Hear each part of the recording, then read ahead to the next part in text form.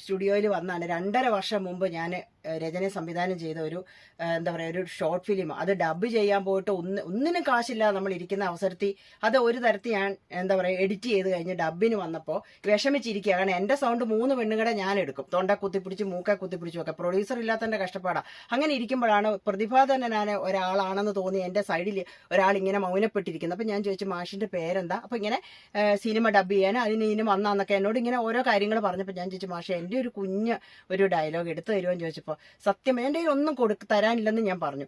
ആ മാഷ് അപ്പം തന്നെ എഴുന്നേറ്റിട്ട് പറഞ്ഞു എനിക്ക് അത്യാവശ്യമായിട്ട് പോകാനുള്ളതാണ് ഡബ് ചെയ്യാനായിട്ട്, മാഡം വന്നോളൂ എന്ന്. അയ്യോ മാഷെ ശരിക്കും പറഞ്ഞാൽ നിങ്ങളൊക്കെ അല്ല, ഞാൻ ഉള്ളിത്തട്ടി പറയാം, ഞങ്ങളെപ്പോലെ ഉള്ളവർക്ക് ഈ ജാടയും തലക്കനും ഒന്നും കാണിക്കാത്ത ഇതുപോലത്തെ ഉള്ള ആൾക്കാരുണ്ടോ എന്ന്. അപ്പോൾ എന്താ പറയുക ഒരു കലാകാരിയുടെ ഒരു ആത്മനൊമ്പരം അത് അദ്ദേഹം കണ്ടു. അപ്പോൾ അദ്ദേഹം ഇതേ ഡബ് ചെയ്യാണ്. അപ്പോൾ ഇതെല്ലാവർക്കും ഒരു പാഠമാണ്. തലക്കനും ജാടയും ഇല്ലാതെ ഞങ്ങളെപ്പോലെയുള്ള കലാകാരെ കൂടെ സപ്പോർട്ട് ചെയ്യുന്ന മാഷിന്റെ പേരൊന്നും കൂടെ പറഞ്ഞു. പ്രമോദ് മാഷിന് എൻ്റെ എന്താ പറയുക ആത്മപ്രണാമം.